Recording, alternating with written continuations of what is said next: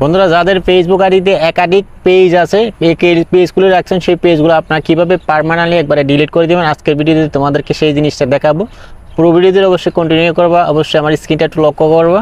So চলুন শুরু করা যাক। গাইস, কিভাবে তোমরা পার্মানেন্টলি একটা ফেসবুক পেজ ডিলিট করে দিবা। হয়তো তোমাদের পেজ অনেকগুলো পেজ আছে, তুমি চাইছো সেই পেজগুলোতে কাজ করবে না এবং ডিলিট করে দিবা। সো আজকের ভিডিওতে আমি তোমাদেরকে দেখাবো পার্মানেন্টলি কিভাবে তোমরা একটা ফেসবুক পেজ তোমরা একবারে ডিলিট করে দিবা। সো সেই কাজটি করার জন্য আমরা সোজা চলে আসবো অবশ্যই আমাদের ফেসবুকের মধ্যে। আসার পর এখানে যে থ্রি ডট বাটন, এই যে থ্রি ডট বাটনের মধ্যে আইকনে ক্লিক করবা। এটাতে ক্লিক করার পর এখান থেকে তুমি আবারও ক্লিক করবা হচ্ছে এই যে সেটিংস বাটন আছে, এই সেটিংস বাটনে ক্লিক করবা। তোমাদেরকে একটু তাড়াতাড়ি দেখানোর জন্য আমি একটু ফাস্ট করে দিচ্ছি ভিডিওটা। তো এদিকে আসার পরে স্ক্রল করে তুমি নিচে চলে আসবা। নিচে আসার পরে এখানে তোমরা একটা সেটিংস দেখতে পাচ্ছ, এখানে অ্যাক্সেস অ্যান্ড কন্ট্রোলের মধ্যে তোমরা ক্লিক করবা। সো অ্যাক্সেস অ্যান্ড কন্ট্রোলের মধ্যে ক্লিক করে দিলাম আমি। অ্যাক্সেস অ্যান্ড কন্ট্রোলের মধ্যে ক্লিক করতে হবে। এখানে ফেসবুক অলরেডি দিয়েছে ডিঅ্যাক্টিভেশন অ্যান্ড ডিলিটিং। এখানে আমরা ডিঅ্যাক্টিভেশন ডিলিটের মধ্যে ক্লিক করব।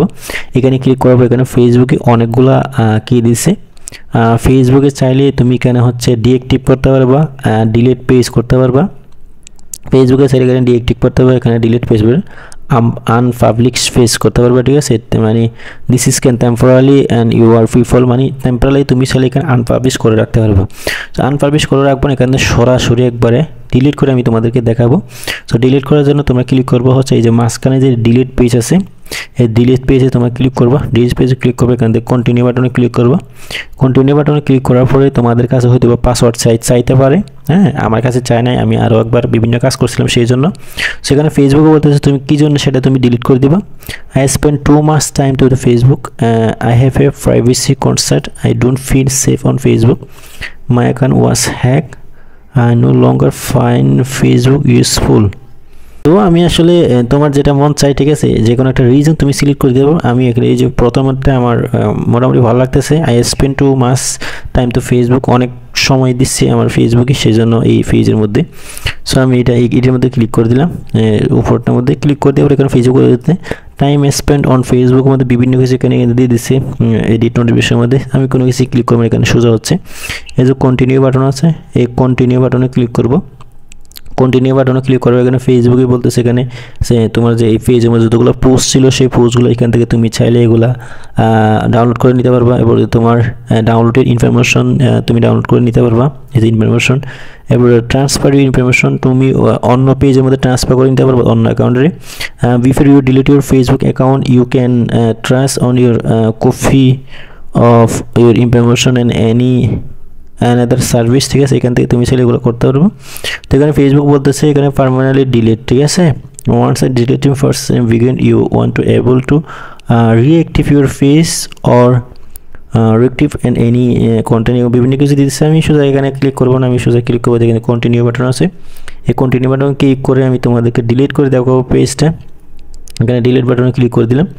ডিলিট বাটনে ক্লিক করে দেওয়ার পর এখানে ফেসবুক এখানে বলতেছে তোমরা এখানে পাসওয়ার্ড দেওয়ার জন্য। তো গাইস অলরেডি আমি আমার পাসওয়ার্ডটা দিয়ে দিলাম, কারণ পাসওয়ার্ডটা অনেক লম্বা ছিল, অনেক জায়গা থেকে বের করে রাখছে। আমি আমার ফেসবুকের পাসওয়ার্ডটা দিয়ে দিলাম। পাসওয়ার্ডটা দেওয়ার পর এখান থেকে সোজা ক্লিক করবো, যে কন্টিনিউ বাটন আছে, এই কন্টিনিউ বাটনে ক্লিক করে দিব।